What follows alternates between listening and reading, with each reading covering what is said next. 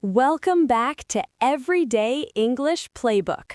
I'm your host, and today we're diving into one of the most exciting and nerve-wracking experiences in adult life, going on a first date. Whether you're new to dating or just want to improve your English conversation skills, this episode will help you navigate romantic situations with confidence. Today, we'll follow Luke, a 30-year-old marketing professional living in Chicago, as he goes on his first date with Sarah, whom he met through a dating app. By the end of this episode, you'll master essential vocabulary for dating situations, learn how to make small talk, practice ordering at restaurants, and discover how to handle awkward moments gracefully. Let's preview some key vocabulary you'll hear today. First, nervous, feeling worried or anxious. Impression, the opinion someone forms about you. Chemistry, a natural connection between two people. Awkward, uncomfortable or embarrassing. And hit it off means to get along well immediately. Keep these words in mind as we begin our story. Before we meet Luke, let's build your dating and restaurant vocabulary. Appetizer, a small dish before the main course. Entree or main course, the primary dish of your meal. Split the bill to divide the cost equally. Tip, extra money given for good service, although it is more of a basic requirement when at a restaurant in the United States, usually around 18% of the total bill. Also, note cuisine is a style of cooking from a particular country or region. Now, let's meet Luke. It's Friday evening in Chicago, and he's getting ready for his first date with Sarah. They matched on a dating app last week and have been texting back and forth. Luke is nervous but excited. He's chosen Alinea, a trendy restaurant in Lincoln Park, hoping to make a good impression. Okay, Luke, you've got this. Just be yourself. Sarah seemed really interesting in our messages. She works as a graphic designer, loves hiking, and has a great sense of humor. The restaurant is only 10 minutes away, so I should leave now to be on time. Luke arrives at the restaurant right on time. Sarah is already there, looking lovely in a blue dress. Notice how they greet each other. Depending on the person, it could be a hug or just a greeting of hello. This is typical for a first date in American culture. Never ask for a handshake from your date. It's informal and odd, or aqua for both parties. Let's listen to their initial conversation. Hi, Sarah. You look beautiful. Sorry, I hope I'm not late. Hi, Luke. Thank you so much. You look great, too. And no, you're perfectly on time. I just got here a few minutes ago myself. Great. This place comes highly recommended.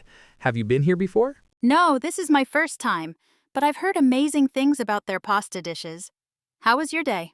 Notice the polite compliments and small talk. You look beautiful and you look great are common ways to start a date positively. How was your day is perfect small talk. Luke and Sarah are being courteous and showing interest in each other. The host seats them at their table. My day was pretty busy at work, but I'm glad it's over. I work in marketing for a tech company downtown. What about you? How was your day at the design studio? It was really creative, actually. I'm working on a new branding project for a local coffee shop, Starcoff. I love creating visual identities for small businesses. There's something special about helping them tell their story through design. That sounds fascinating. I bet every project is completely different. Do you have a favorite type of design work? Excellent conversation flow here. Luke is showing genuine interest by asking follow-up questions. That sounds fascinating, shows enthusiasm. I bet every project is completely different, demonstrates active listening. These are B1 level conversation skills that create connection. I really enjoy logo design and brand identity work. There's this challenge of capturing someone's entire business vision in one simple, memorable image. What about your marketing work? Do you focus on digital marketing or traditional advertising? Mostly digital these days. Social media campaigns, email marketing, search engine optimization. It's constantly changing, which keeps it interesting. Though sometimes I miss the creativity of traditional advertising. Now, the waiter approaches their table. This is where we'll practice restaurant vocabulary and polite ordering. Notice how the waiter greets them and how Luke and Sarah respond. This interaction is essential for B1 learners dining out. Good evening. Welcome to Alinea. My name is David, and I'll be your server tonight. Can I start you off with something to drink? Hi, David. I'll have a glass of the house red wine, please. I'll have a sparkling water with lime, please. Perfect. I'll be right back with your drinks. In the meantime, please take a look at our menu. Our special tonight is pan-seared salmon with roasted vegetables. Perfect ordering language. I'll have is the most common way to order. Always say please to be polite. The server mentioned a special. This means a dish that's not on the regular menu, usually featuring seasonal ingredients. Pan-seared means cooked quickly in a very hot pan. This menu looks incredible. Everything sounds delicious. Are you thinking about an appetizer? The bruschetta looks tempting. Would you like to share it? That sounds perfect. I love sharing appetizers on dates. It's more fun and social. Great dating tip here. Sharing appetizers is common in American dating culture. It shows you're comfortable with each other and creates a more intimate dining experience. Would you like to share it? Is the polite way to suggest this. So, tell me about living in Chicago. I moved here just 2 years ago from Portland. What's your favorite thing about the city? I've been here for about 5 years now. I love the neighborhoods. Each one has its own personality. Lincoln Park, where we are now, is great for young professionals. And the food scene is incredible. What brought you to Chicago from Portland? A job opportunity, actually. The design scene here is much bigger than Portland, and I wanted to challenge myself professionally. Plus, I had always wanted to experience living in a major city. The waiter returns with their drinks and takes their food order. But here's where things get a little awkward for Luke. He's trying to impress Sarah by ordering something sophisticated, but he mispronounces a menu item. Let's see how this plays out. Here are your drinks. Are you ready to order, or do you need a few more minutes? We'll share the bruschetta to start. And for my main course, I'll have the gnocchi with gnocchi? The gnocchi, that's N-Y-O-K, with the truffle cream sauce. Excellent choice, sir. Yes, exactly. Gnocchi. Thank you. And I'll have the salmon special, please. That sounded delicious. Luke just experienced something very common, mispronouncing a foreign food word. Gnocchi is Italian and pronounced gnocchi. The server politely corrected him, and Luke handled it well by acknowledging the correction. Sarah didn't make a big deal about it, which shows good social grace. You know, I mispronounce food words all the time. Last week I tried to order quinoa at a cafe and called it quinoa instead of quinoa. The barista was very patient with me. Thank you for saying that. I was feeling a bit embarrassed. It's funny how confident you can feel until you hit a word you've only ever read, never heard spoken. Exactly. That happens to me with design terminology too. I'll read about a technique online, then completely butcher the pronunciation when talking to clients. It keeps life interesting. So, besides mispronouncing menu items, what do you like to do for fun? You mentioned hiking in your profile. I love getting outdoors when I can. There are some great trails just outside the city. I also enjoy cooking, reading, and I've recently started taking pottery classes. What about you? Pottery classes sound amazing. I enjoy running along the lakefront, playing guitar, and I'm a bit obsessed with trying new restaurants around the city. I guess that's obvious since I suggested this place. Notice how they're sharing personal interests and hobbies. This is crucial for B1 learners, being able to talk about your free time activities. Luke used humor with, "I guess that's obvious." This shows personality and keeps the conversation light and fun. Well, you definitely chose well. This atmosphere is lovely. Do you play guitar professionally or just for fun? Just for fun, though I do play at open mic nights occasionally. There's this great place in Wicker Park called The Hideout. Have you ever been to live music venues here? Not yet, but I'd love to explore the music scene.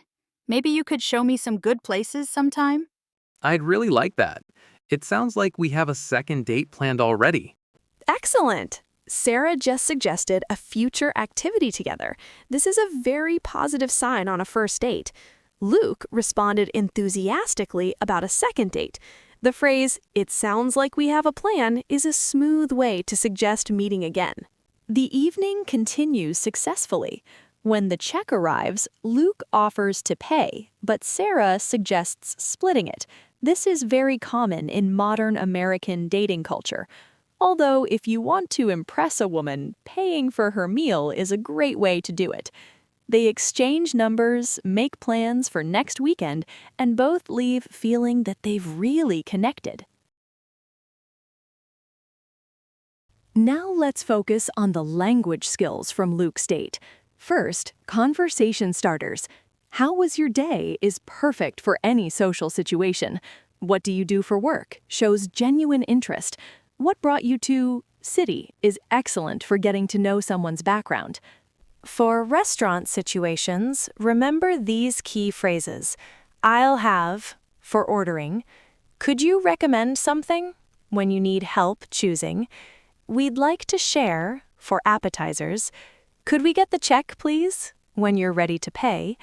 We'd like to split the bill, to divide the cost. Notice how Luke and Sarah used past tense to talk about their experiences.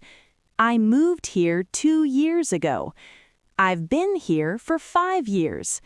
The present perfect, I've been, shows an action that started in the past and continues now. For asking polite questions, use "would you like to" instead of "do you want to." Sarah said, "Would you like to share it?" This is more formal and polite. For making suggestions, try "maybe you could," like Sarah did with "maybe you could show me some good places."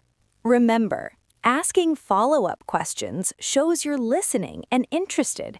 Instead of just saying, "That's nice," try, "That sounds fascinating. Tell me more about it."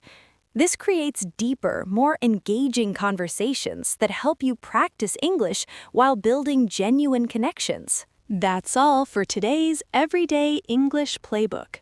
You've learned essential dating vocabulary, restaurant phrases, and conversation skills that work in any social situation. Next week, we'll follow Luke and Sarah on their second date as they navigate a live music venue and practice different types of English conversations. Until then, keep practicing, stay confident, and remember, even native speakers mispronounce gnocchi sometimes. See you next time.